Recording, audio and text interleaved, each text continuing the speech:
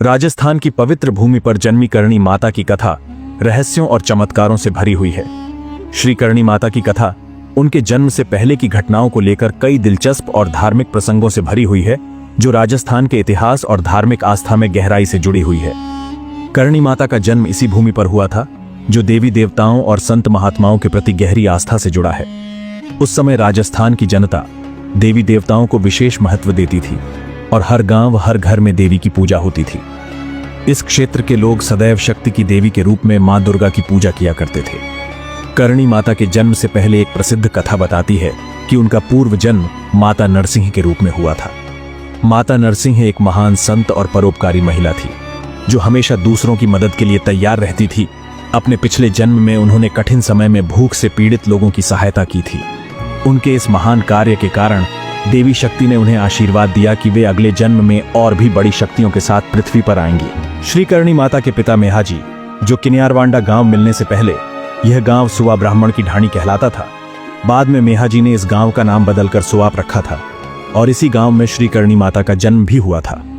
मेहाजी किनिया बाड़मेर के जिले के बालोतरा के पास आरहाना नामक एक प्राचीन गांव के स्वामी माढ़ा आढ़ा चकलू आढ़ी देवल देवी के साथ हुआ था और यह विवाह विक्रम संवत 1422 और 23 के आसपास हुआ था।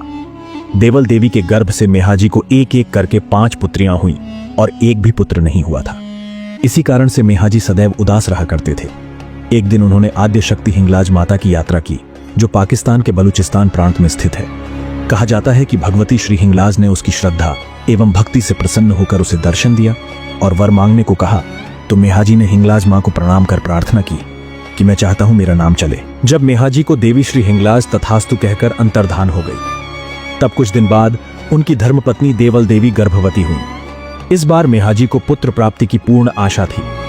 प्रसव काल निकट आने पर उन्होंने देवल देवी की सेवा के लिए 2 दाइयों मोड़ी मूलानी और अक्खा इंदानी को नियुक्त किया, परंतु 10 महीने पूरे होने के बाद भी प्रसव नहीं हुआ।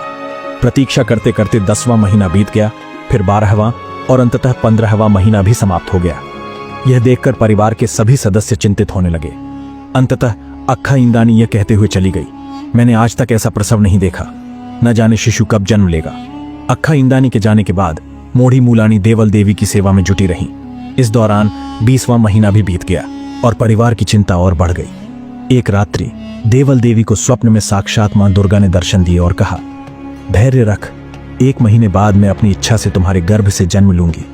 अक्खा इंदानी ने मेरी उपेक्षा की है, इसलिए वह पुत्र सुख से वंचित रहेगी, लेकिन मोड़ी मूलानी ने तन मन से मेरी सेवा की है, इसलिए उसे सर्वत्र सम्मान प्राप्त होगा और उसके कहे वचन फलीभूत होंगे।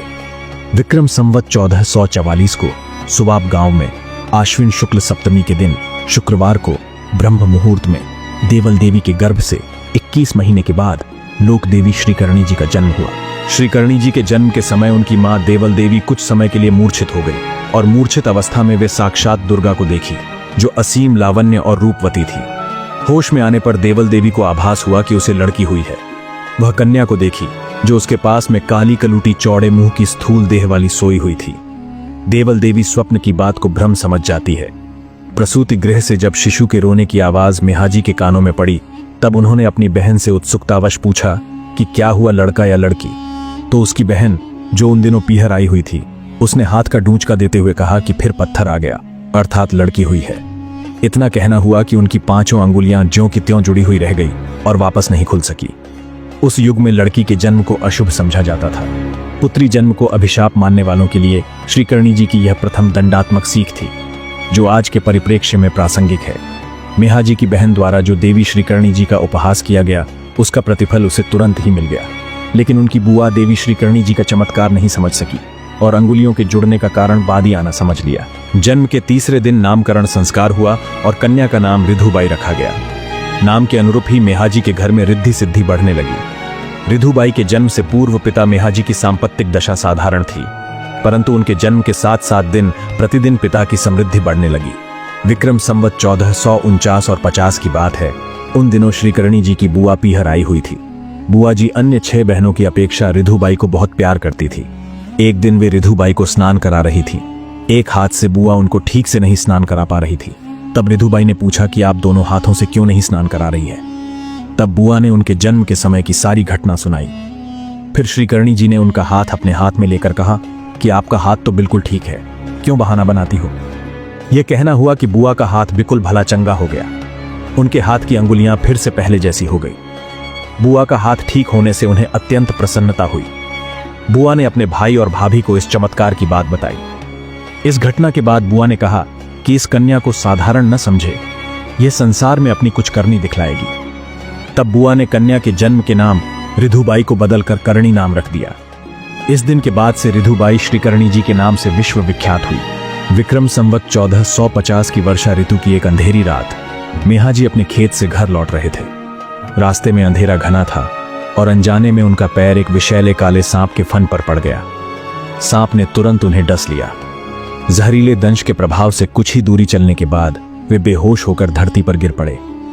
जब देर रात तक मेहा जी घर नहीं पहुंचे तो परिवार और नौकरों ने उनकी तलाश शुरू की। खेत के रास्ते में वे मृत अवस्था में पड़े मिले। जब उन्हें घर लाया गया और रोशनी में देखा गया तो स्पष्ट हो गया कि उनकी मृत्यु सांप के काटने से हुई है। परंपरा के अनुसार सांप के दंश से मृत व्यक्ति का अंतिम संस्कार तुरंत नहीं किया जाता। परिवार में शोक की लहर दौड़ गई। रोने बिलखने की आवाजों के बीच 6 वर्षीय बालिका श्रीकर्णी जी की नींद खुली। अपनी छोटी सी काया में अपार शक्ति समेटे हुए वे अपने पिता के निर्जीव शरीर के पास जाकर बैठ गईं। उन्होंने सांप के काटने की जगह पर अपना हाथ रखा और प्रेम भरे स्वर में कहा, उठिए पिताजी और अपने काम में लग जाइए। जैसे ही श्रीकर्णी जी का दिव्य स्पर्श मेहा जी के शरीर से हुआ, विष का प्रभाव पल भर में समाप्त हो गया। कुछ क्षणों बाद ही वे उठकर खड़े हो गए, जैसे कुछ हुआ ही न हो। यह चमत्कारी घटना पूरे गांव में आग की तरह फैल गई।